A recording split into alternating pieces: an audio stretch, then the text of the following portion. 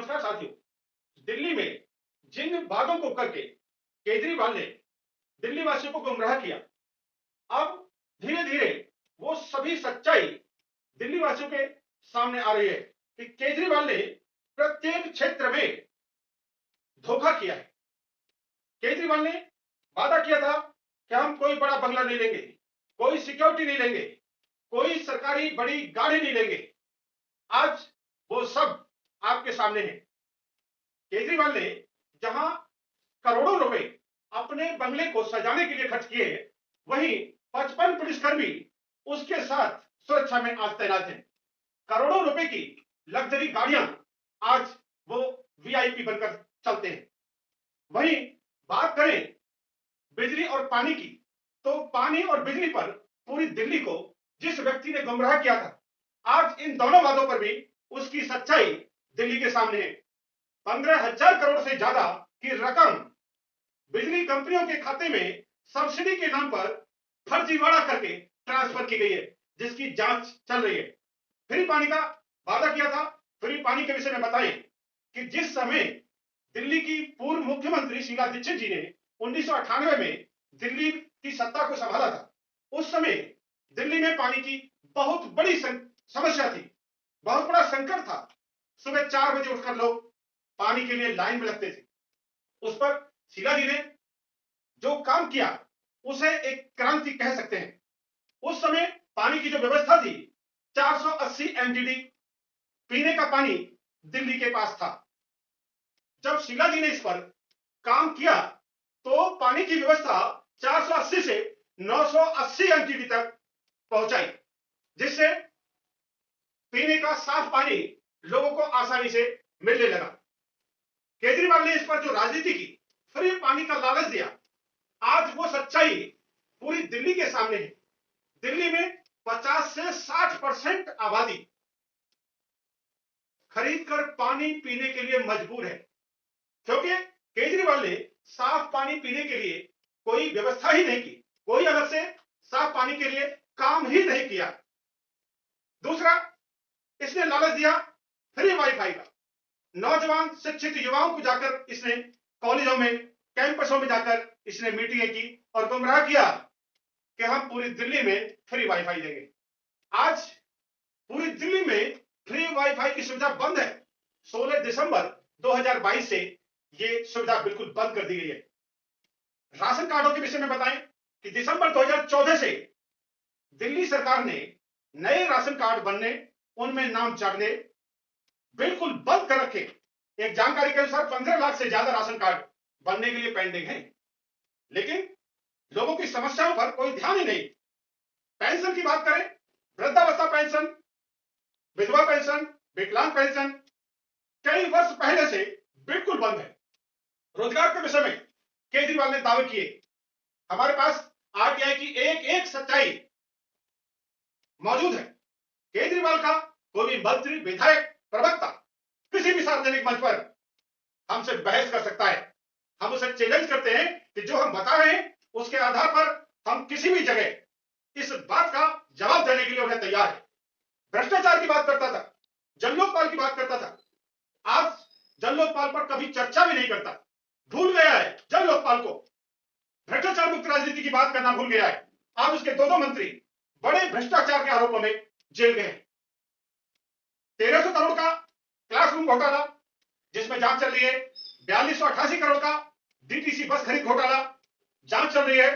5080 करोड़ 61 लाख का डीटीसी घोटाला, उसमें जांच चल रही है। 1256 करोड़ का अस्थायी अस्पताल बनाने का घोटाला, उसमें जांच चल रही है। ये भ्रष्टाचारी नए नए लुभावने वादे करके दिल्ली वासियों के पैसे को लूटने के लिए आए थे।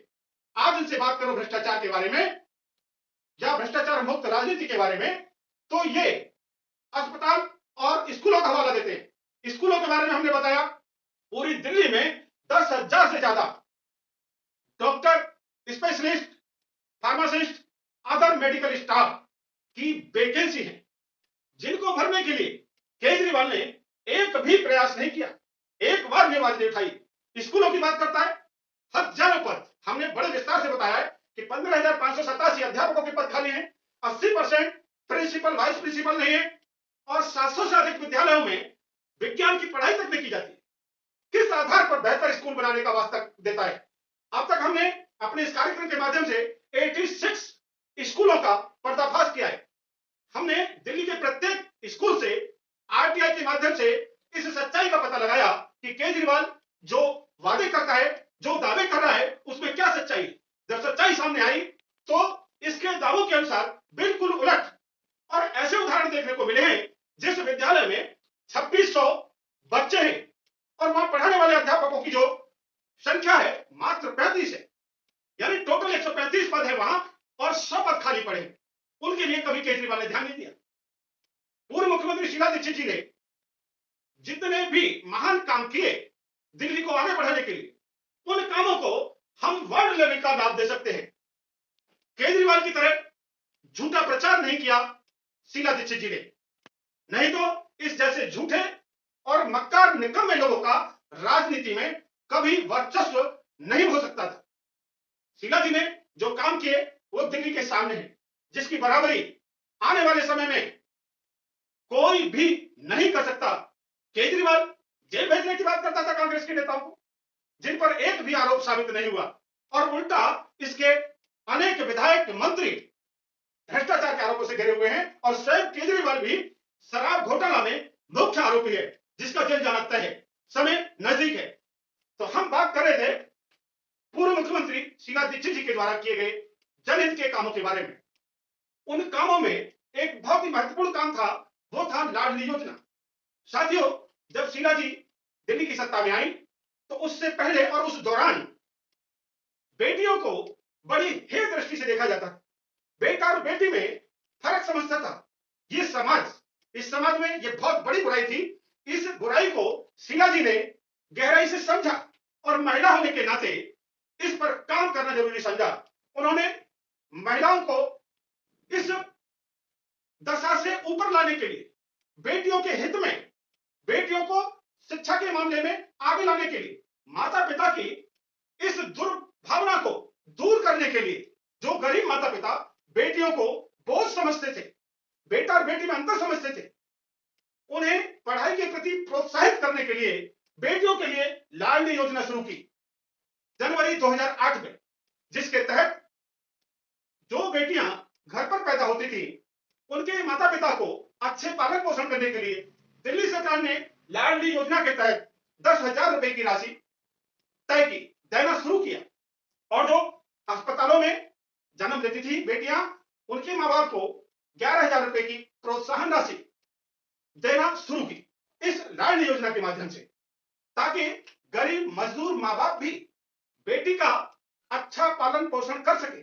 और जब वो बड़ी होकर स्कूल में एडमिशन ले तो पहली क्लास में एडमिशन के लिए एडमिशन लेने के तुरंत बाद 5,000 रुपए उस बेटी के खाते में सरकार के द्वारा जमा किए जाते थे। उसके बाद जब बेटी 5वीं क्लास में एडमिशन लेती थी निरंतर पढ़ते हुए, तो 5,000 रुपए 5वीं क्लास में एडमिशन लेते ही सरकार के द्वारा इस योजना के तहत जमा किए जाते थे। और उसके बाद 9th क्लास, 11th क्लास और 12th क्लास में भी ये क्रम बराबर जारी रहता था इस योजना के तहत, लाडली योजना के तहत। साथियों, इसलिए कि कोई भी मां बाप बेटियों को बोझ ना समझे, बेटों के बराबर दर्जा दे। और आज उस तमाम योजना का असर समाज में देखने को भी मिल रहा है। आज बेटियां प्रत्येक क्षेत्र में आगे आ रही हैं। शायद यह शीला दीक्षित जी की सोच थी, जो आज परिणाम स्वरूप हमें देखने को भी मिल रही है। इसी के तहत हम केजरीवाल की बात करें तो 2015-16 में जब केजरीवाल ने दिल्ली में सत्ता संभाली, उसके बाद से अब तक इस योजना को लगातार खत्म करने का प्रयास किया जा रहा है केजरीवाल के द्वारा। बताएंगे हम आपको। इससे पहले एपिसोड में हमने बड़े विस्तार से जानकारी दी है अस्पताल में और घरों पर पैदा होने वाली बेटियों के बारे में, जिस हिसाब से रजिस्ट्रेशन कम करते गए हैं ये दिल्ली में बैठे हुए बहरूपीय, दिल्ली सरकार में बैठे हुए बहरूपीय इस योजना को खत्म करने के लिए। उसी तरीके से पहली क्लास में भी जो रजिस्ट्रेशन होने चाहिए थे प्रति वर्ष के अनुसार उन्हें कम किया गया है, जबकि बढ़ती आबादी के हिसाब से आज 8-9 साल के बाद ये रजिस्ट्रेशन की संख्या 4 गुना फालतू होनी चाहिए थी। यहां बात क्लास फर्स्ट और फिफ्थ यानी पहली और पांचवी के बाद नाइन्थ क्लास की वर्ष 2015-16 में नाइन्थ क्लास में सरकार के द्वारा 14,889 रजिस्ट्रेशन किए गए थे। वहीं 16-17 में यह संख्या घटकर 12,486 रह गई। 17-18 में यह संख्या 12,389 रह गई। 18-19 में 11,552 रह गई। 19-20 में यह संख्या 4,681 रह गई। 20-21 में 13,697 रह गई और 21-22 में यह संख्या 7,222 है।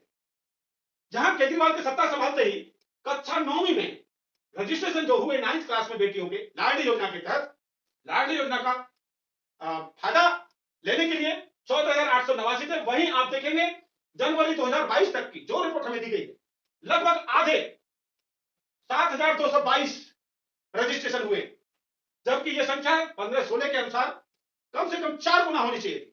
यही देखेंगे आप 11th क्लास में 15-16 में रजिस्ट्रेशन जो हुए वो 4,177 हुए, उसके बाद 4,853, 4,608, 3,046, 1,447, 1,493 और 2,403।